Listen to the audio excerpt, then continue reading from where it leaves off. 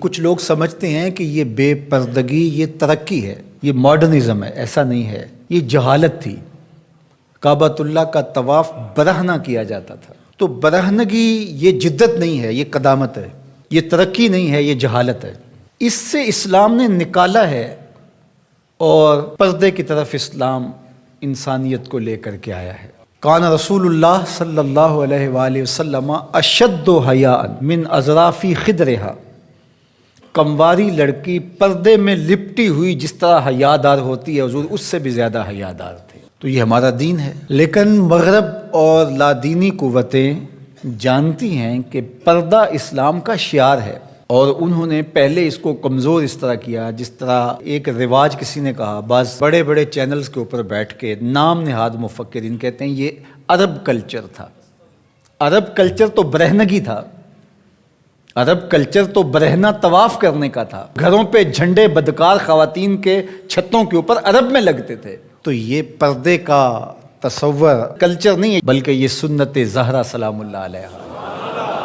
اللہ کے محبوب نے فرمایا ہر دین کی کوئی الگ شناخت ہوتی ہے، الگ پہچان ہوتی ہے، ہر دین کا ایک الگ نشان ہوتا ہے۔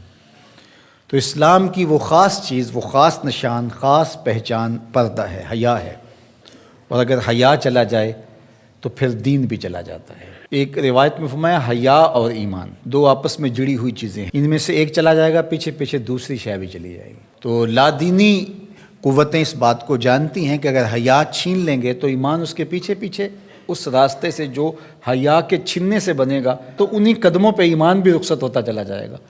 تو لہٰذا ان کو یہ کہو کہ تم ترک ایمان کرو تو یہ تو کبھی راضی نہیں ہوں گے، تو اس لیے انہیں پردے کا ترک کروایا جائے، انہیں حیا کے جوہر سے محروم کیا جائے تاکہ یہ ایمان کے جوہر سے بھی محروم ہو جائیں۔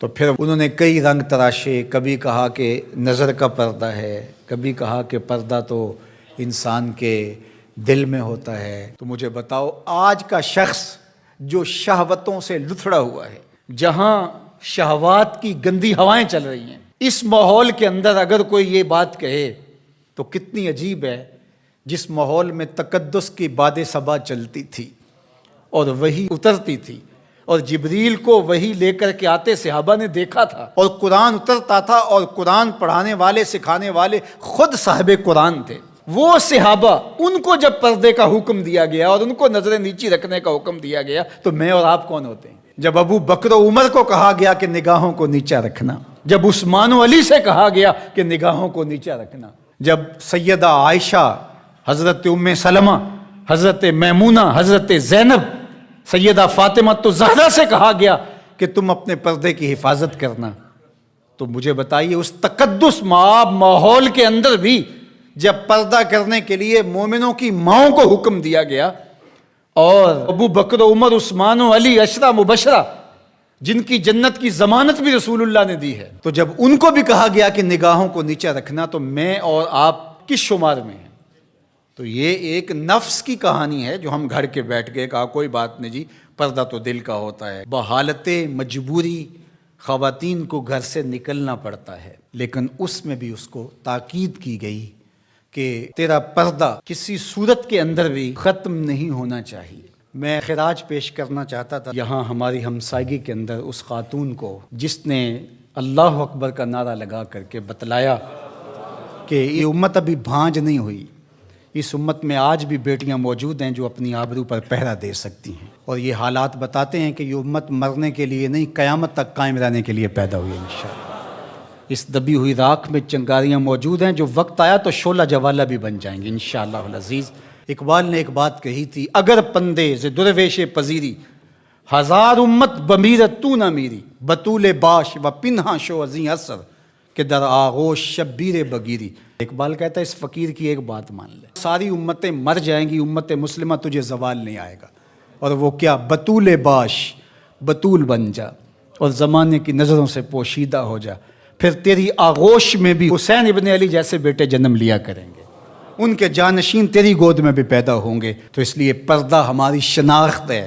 آج جو کہتی ہیں جناب پردہ پردہ، یہ کیا ہے؟ یہ تو کٹھ ملا کی اصطلاح ہے، کچھ بولتی ہے جناب یہ دقیانوسیت ہے، کوئی کہتی ہے یہ زمانہ قدیم کی کہانیاں ہیں۔ جب قبر میں اتریں گے تو اس وقت مرد کے لیے 3 چادریں، عورت کے لیے اسلام نے پھر بھی 5 چادریں رکھی ہیں اس وقت. اس کا کفن بھی الگ رکھا ہے اس لیے کہ وہ پردے کی چیز ہے. تو کیا کوئی عورت کہتی ہے کہ مجھے اسکرٹ میں دفن کر دیا جائے، میں بے پردہ قبر میں جانا چاہتی ہوں؟ اس وقت تو سب کہتے ہیں تنیاں بھی باندھ دی جائیں، اس وقت محارم قریب آ جائیں جو لحد میں اتاریں. تو اگر زندگی کے بعد بھی پردے میں لپٹ کے جانا ہے تو ساری زندگی سیدہ فاطمہ کی غلامی میں بسر کر دیے جائیں، ان کی کنیز بن کے زندگی گزاریں.